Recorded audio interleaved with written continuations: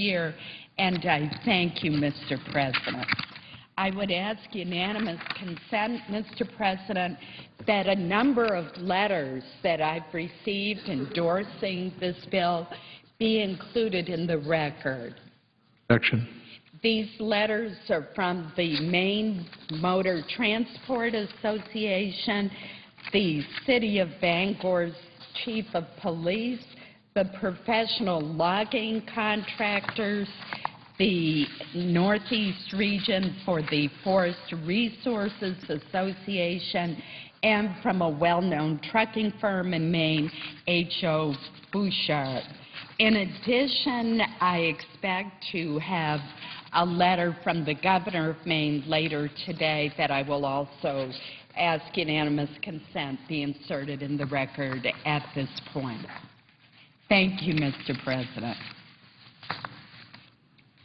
Mr. President, I would yield the floor and note the absence of a quorum. Clerk will call the roll. Mr. Akaka.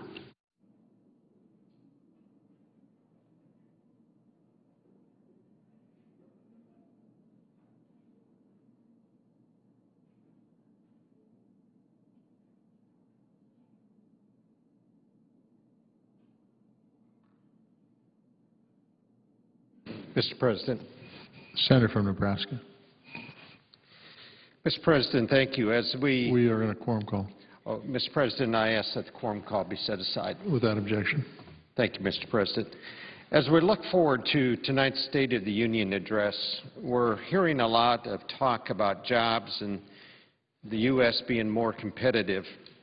Unfortunately, too often the American people have heard the talk, they've heard the rhetoric, but they don't see the concrete action that's going to make a difference. The time for talk really is over. Today I am introducing 3 concrete measures to unleash American competitiveness and lift barriers to American job creation. First, we must unbridle our job creators from the onerous 1099 tax paperwork mandate that's buried in Section 9006 of the health care bill. Behind the scenes for the past few weeks, there's been growing bipartisan support for this important piece of legislation. In fact, now I can report, Mr. President, that 50 senators have signed on as co-sponsors, including, I believe, 10 or 11 of my colleagues from across the aisle. Successful passage of this repeal would send an enormously powerful message. It would declare that the 112th Congress will come together to remove barriers to job creation. Left unabated, though, this avalanche of paperwork will simply bury businesses. If a business purchases more than $600 of goods or services from another business, they'll be required to provide the business and the IRS with a 1099 tax form. This new mandate will affect all kinds of businesses in the country. It also will include nonprofits, churches, local governments. And this small section of this 2,000-plus page bill is causing massive confusion and, I might add, outrage across the country. Although this mandate was included in the health care law, it has nothing, absolutely nothing to do with improving health. Rather, Section 9006 was included because it would supposedly generate money to help pay for the bill. But the National Taxpayer Advocate, a division of the IRS, doesn't buy it.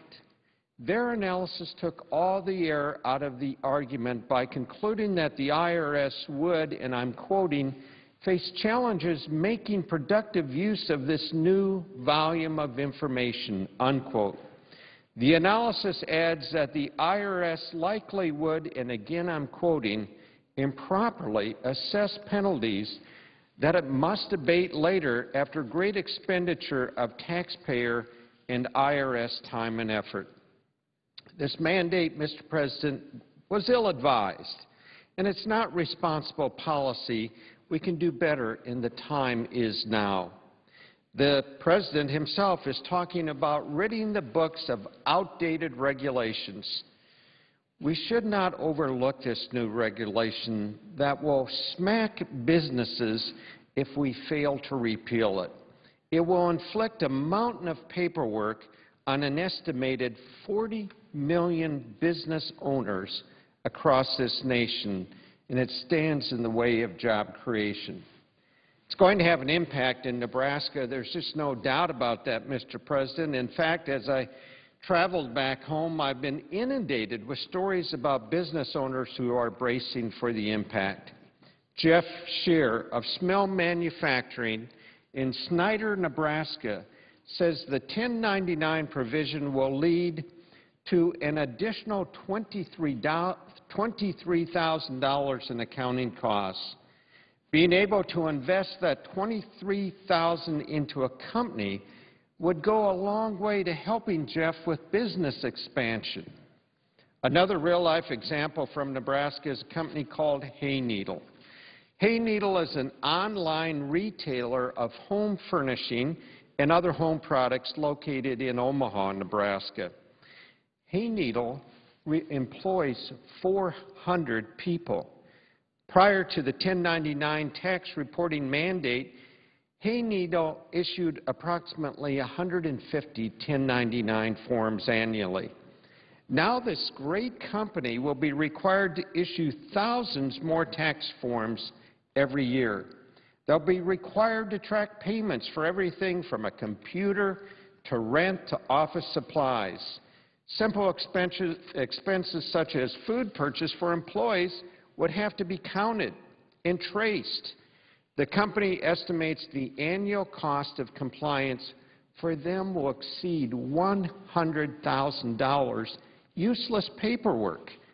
$100,000 would go a long way, Mr. President, to hiring more workers. In addition, the thousands of Hayneedle's vendors will be required to complete and return to Hayneedle a Form W-9. This means Hayneedle will be required to review and process and oftentimes correct those forms and then issue to the vendors a 1099. It's a mad circle for no good reason. If the 1099 law is not repealed, it will waste vast quantities of capital and human resources. Squandering these resources will stunt their ability to grow their business. Our nation needs more Hayneedle, more Smell Manufacturing to continue growing and putting people to work. Considering the high unemployment rate plaguing every state in the country, it's just incomprehensible that we'd keep this in place. This new 1099 requirement will have an especially detrimental effect on small businesses in our local communities. For example, the new 1099 reporting requirements create a perverse incentive to consolidate suppliers, which leaves Main Street businesses out in the cold. You see, businesses will likely reduce the number of vendors they work with to reduce the paper transactions to avoid the $600 limit and avoid the paperwork. When suppliers are consolidated, you can just bet that suppliers will lose out. Kentucky Fried Chicken restaurant owner Dale Black of Grand Island says it best. He says this, and I'm quoting, "He wants to be a good corporate citizen in the communities I have restaurants, but the 1099 forces me not to hire local vendors and tradesmen in my community, instead giving work to a single regional contractor," unquote. The IRS's own taxpayer advocate appears to agree, saying small businesses, and again I'm quoting, "may lose customers, leave the economy with more large national vendors and less local competition," unquote. Now, I'm certain the goal was not to strangle small-town economies, but it is the unintended consequence and reality of this new mandate. We need to look for ways to help small businesses, not hamper them. But there is just no way to talk around this provision, to spin it. It is simply brutal for the American business community. Businesses can't afford the new burden. They're imploring us to help them. And that's why the Small Business Paperwork Mandate Elimination Act, introduced today with that many co-sponsors, simply needs to become the law. Repealing this mandate is going to be a joint effort of all of us here in the Senate, and my hope is that it will be done. In fact, Mr. President, there's something else we can support. To create an estimated 27,000 new jobs, and it doesn't cost taxpayers anything. I'm referring to the second piece of my American Competitiveness and Jobs package, our 3 pending trade agreements. Unfortunately, with our economy struggling, this issue has been given lip service for the past couple of years. Today, our President mentioned this topic almost 1 year ago, and we've seen virtually no action. During last year's State of the Union address, the President boldly stated, quote, "We have to seek new markets aggressively just as our competitors are. If America sits on the sidelines while other nations sign trade deals, we'll lose the chance to create jobs on our shores," unquote. And I could not agree more with the statement. The next day, I authored a letter to the President with 17 senators offering our help and our support. But unfortunately, a year later, there's been little action. The White House just hasn't sent to us the 3 trade agreements that are sitting on the shelves collecting dust. And it's an unfortunate squandering of a sorely needed opportunity. So with 14 million Americans still unemployed, our country will tune in the State of the Union tonight with keen ears for ideas that create jobs, that boost the economy. But our 3 negotiated trade deals continue to just ride, continue to sit there. It's unacceptable and it needs to change. By this July, Mr. President, the European Union and South Korea will have implemented their own free trade agreement, putting U.S. business at a competitive disadvantage. The Korea-U.S. trade agreement fixes that. Our friends to the north in Canada and south in Mexico have trade deals in place with Colombia. While our agreement languishes, their exports are winning the marketplace. Imagine how our exporters feel watching their competition move to the front of the line, knowing that the agreements put them ahead. If we fail to act on the agreements, it's clear that our U.S. producers will fall behind. It's happening. Thus, today, some of my colleagues and I introduced a resolution pushing for approval of Korea, Colombia, and Panama trade agreements. Our President and this Congress hold the keys to unlocking the benefits. According to the U.S. International Trade Commission, these agreements would increase new U.S. exports between $10 and $12 billion, reducing the U.S. trade deficit and boosting the economy. In addition, these new U.S. goods exported to South Korea, to Colombia, to Panama would yield 27,000 new jobs. Overall, this means an estimated gain in GDP of over $12 billion from net exports annually. And this would be music to the ears of our exporters and those looking for work. Their government should similarly be chomping at the bit to get this done, and it's within our grasp. American workers and businesses are essentially pleading for us to move forward on this. The folks on the production line, in our fields, those seeking employment are the ones with true skin in the game. We need to unleash their potential by unleashing the pending agreements with South Korea, Colombia, and Panama. These agreements will level the playing field and eliminate barriers for U.S. goods. Our workers are always ready to roll up their sleeves and do what they can to start producing. Recently, our Federal Reserve Chairman Ben Bernanke said that our current pace of hiring will require 4 to 5 years to reach normal unemployment levels. Mr. President, 4 to 5 years is too long to wait. We need to do everything we can to change that picture. So imagine the impact of immediately eliminating tariffs on 80% of the U.S. exports to South Korea. Remember, Mr. President, that only 13% of our goods and services are currently exported tariff-free. How about immediately eliminating tariffs on U.S. exports to Colombia for more than 77% of agricultural goods and 76% of industrial goods? Consider a whopping 90% of Colombian imports already enter our country duty-free under the Andean Trade Preference Act. This leveling of the playing field is sorely needed. To be clear, I do not oppose helping our neighbors, and the Andean Agreement was designed to do that. But shouldn't we at least seek the same treatment for our businesses and our workers? Almost 1 year ago today, we heard the President speak about aggressively expanding the marketplace in the international market. These agreements will do that, and I hope tonight he reaffirms his commitment. Finally, Mr. President, the third pillar of the competitive package that I introduced today will lower our corporate tax rate to 20%. For many years, the U.S. has had the second highest corporate tax rate in the world. Second highest corporate tax rate in the world, second only to Japan. Japan has now announced that they will reduce their corporate rate for 2011. With this reduction, the United States will have the highest corporate tax rate of anyone in the entire world. That means this: the U.S. tax environment for our job creators will be the least attractive in the entire world. Here's the math.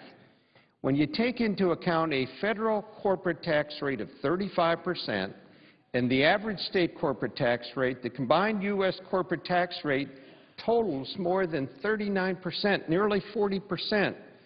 This combined rate soars above those of other countries with which American businesses compete. It makes absolutely no sense. Is it any wonder that jobs are leaving this country to go to other competitive countries?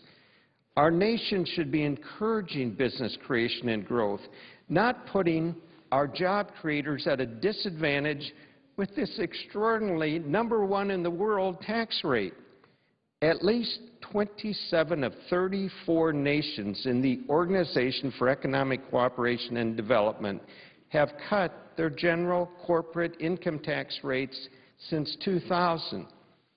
These countries have benefited from increased capital investment, and get this, they've seen their corporate tax revenues as a share of GDP actually increase, even with the lower rates, because they're expanding the base.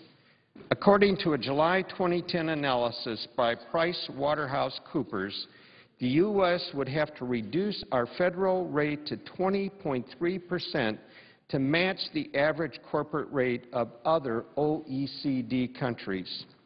Thankfully, many recognize the need to bring our corporate tax rate in line with those of other industrialized nations. In fact, in December, the President's Export Council recommended a corporate tax rate be reduced to 20%. This will stimulate job creation across the country, all sectors of the job market. Washington can't continue to say one thing and do another. That's why today I am introducing the Restoring America's Competitiveness in Enterprise Act of 2011, this legislative package, the 1099 repeal, the resolution supporting the trade agreements, the bill to reduce the highest, soon to be the highest corporate tax rate in the world, will provide a solid foundation for our country to move forward. It will send a powerful message that this 112th Senate supports job creation and is committed to unleashing American competitiveness. I am hopeful that my colleagues will join me in supporting this important package. We're off to a good start, and I thank my colleagues on both sides of the aisle who have joined me in this effort. Mr. President, thank you, and I note the absence of a quorum. Call the roll. Mr. Akaka.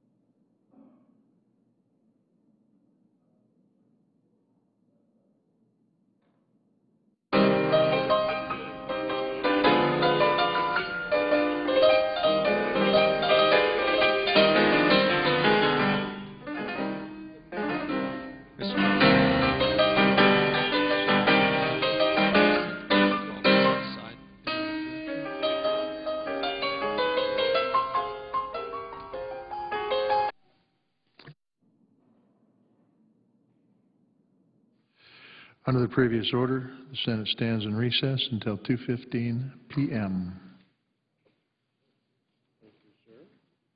Do I get...